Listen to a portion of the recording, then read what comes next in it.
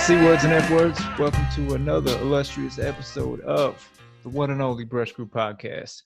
You already know who the fuck I am. You already know who the fuck he is. But in case you don't know, I'm Mark. The guy you're looking at, it's Inception. It's me looking at you, looking at me, looking at you, looking at me. Hear his voice, but look in my eyes. I'm Mark Wynn Sr. This is Dylan Grant, a.k.a. Junior. grandmother's favorite grandson, Let's a.k.a. go. Kook, a.k.a. whatever the fuck else you want to call him. AKA, let's get it. All right, we haven't done a pod in a minute. We got a lot of shit to get into. Too much to cover. Maybe not. Can't cover the spread. Oh. So we actually got submitted a video that we're going to talk about. Let's get into that real quick. Oh, yeah. Let's just watch this shitty video. So it looks like what she's painting over. We're sick of this narrative. That's what's wrong. The narrative of police brutality, the narrative of oppression, the narrative of racism. It's a lie. Racism's a lie. Did you hear that, Mark? Lie. This is racism is what it is. That's what it is. There is no oppression. There is no racism. It's a leftist lie. Leftist? That's not a word. It's a lie from the media, the liberal left. No, but you can be. You are the idiot in the scenario. He's this shit in fucking New York. This is not happening in my town. I'm fucking serious, dude. She's old. Wow. I'm going to take the same approach I've been trying to take with this shit, is just to wait and kind of get some context and understand what was really going on there. You couldn't tell? Give me your thoughts. Where to start? Something on your mind? Speak on it. Sick and tired of all these fucking Bud Light sipping, tobacco chewing Walmart bags of white trash. Just fucking making me look bad. The problem is all the pro-white movements that have happened over the last few centuries have always been also anti-black. So now these inbred fucking fetal alcohol syndrome having fucking scumbags that look a lot like me because we're all melanin deficient, they think because there's a pro-black movement that automatically means it must be an anti-white movement because they're fucking dumb. So then what happens is they get in like self-defense mode because they're uneducated and they think that we're all out to attack them for all the heinous shit they did to minorities growing up. So whoever this is, this fucking Karen, Tammy Lynn, fucking Bobby Joe, whatever your kissing cousin fucking parents named you, my guess is that's what's happening. You feel insecure. You feel like you're basically doing what all dumb people do when they feel embarrassed or inferior. You just freak the fuck out without thinking shit through. How do I know this? Because there's a lot of white people who look like me who come up to me because I look like them that tell me, quote unquote, jokes about minorities that just sound like hate speech, that aren't funny. And when I don't laugh, you call me a fucking asshole for it. Stereotypes and cultural jokes can be funny, but when they're coming out like microaggressions and you think I'm going to laugh just because you said it, it doesn't really translate too well. So these people are fucking dumb. Want to know how I know they're dumb? Because this chick, in about 10 more hours and 8 more buckets of paint, she's going to fucking realize, because her grade 3 education paid off and she actually was staying in the lines there, if you noticed, that the Black Lives Matter thing she's trying to erase is still going to say Black Lives Matter just in black paint instead of yellow because she's that fucking stupid. You dumb fucking cunt. So thanks for the touch up. Fuck you. I mean, if anything, it's just adding some more symbolism to the movement because you're literally making the text black. Yeah. If anything, you're just adding more to it, right? Yeah. Thanks for the touch up. What are your thoughts on this shit? Uh, I'm sick of these videos, man. Like, fuck. Idiots. I mean, idiots. So I want to go back. uneducated. I want to go back to your point about people with racial humor and shit like that. You got to be real fucking funny. Yeah. Like you got to be real funny to get that shit off, and it's got to be in the right situation. Like everybody's got that friend that just can't wait to get the race jokes off. It's fucking. Yeah. And like 9 times out of 10, it's you're gonna make everybody uncomfortable.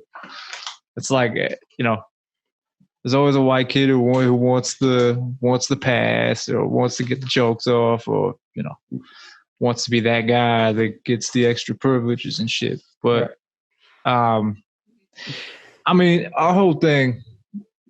Said it before. I'm gonna say it 1,000 times more. But you can be mean if you're funny. But when it comes to shit like that, you got to be real fucking funny. Well, yeah, you got to literally be. The problem is when these guys say it to me, and they say it to me just because I look like them, and they think I'm going to laugh.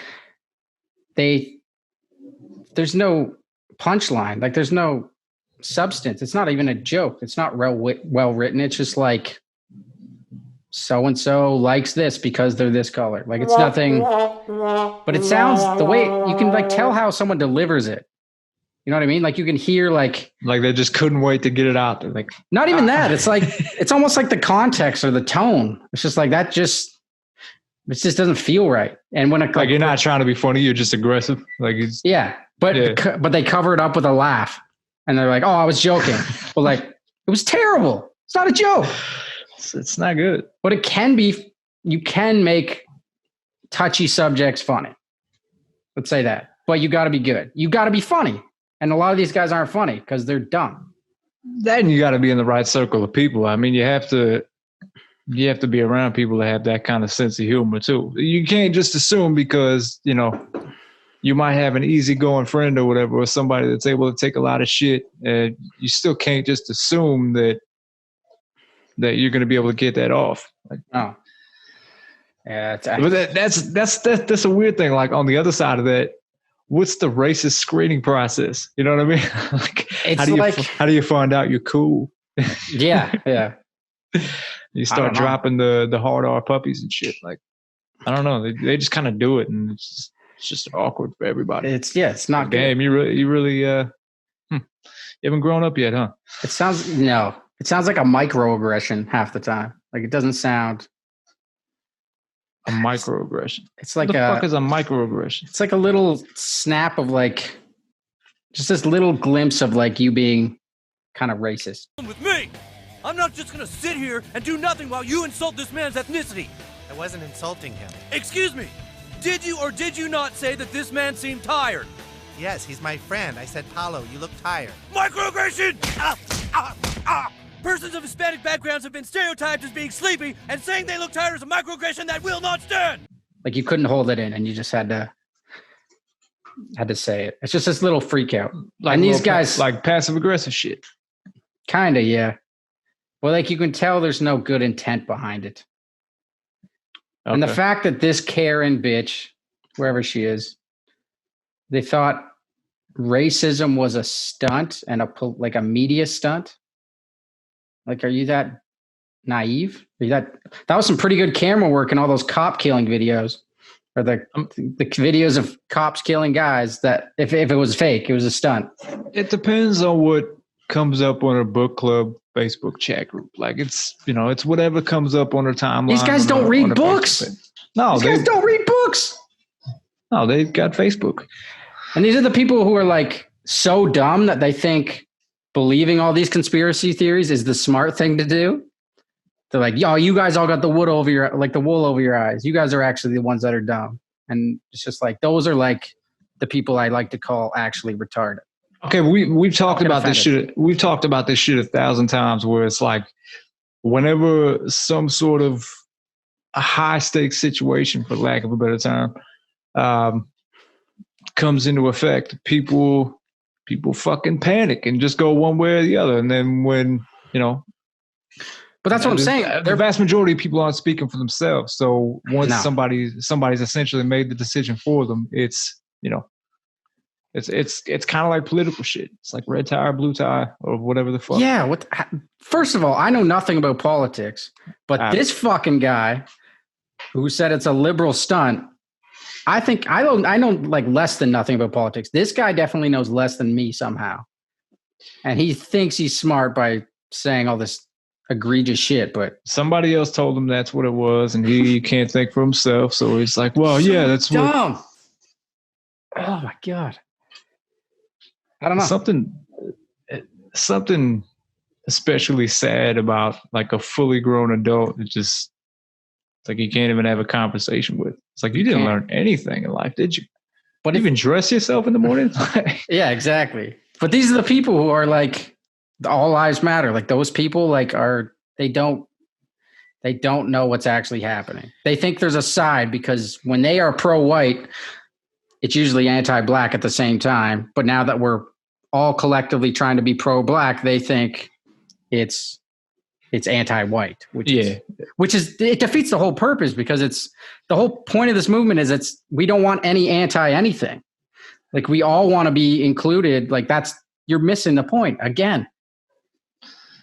I think the other thing is it doesn't even have to be like we don't all have to fucking hold hands and sing Kumbaya. Like it's just don't beat the shit out of each other for no reason. Yeah, that'd be a good start. But it's a sense of entitlement, man. It's like I think everybody in the world owes me something. If I don't get enough attention, then I need to make enough noise to get it, and that's why it's a bunch of Karens out there wilding. I think so. And I think they're scared because I think they have shit they've done in their life that we see as not a good thing to do. I think they lacked empathy when they did it, and now they feel guilty and they feel like everyone's coming against them. The walls are closing in, and they're just freaking the fuck out and doing irrational shit like this. Either that, or it's just like that whole white. Either that, or it's just that whole white guilt thing. Like maybe they didn't actually do anything wrong, but these guys definitely did. Are you kidding me? I mean, maybe it doesn't seem like they're doing a whole lot of right, but I'm saying like they might not have actually done anything belligerent, but it's that feeling bad for shit that happened in the past that may or may not have had anything to do with you, but you not knowing how to handle that guilt or how to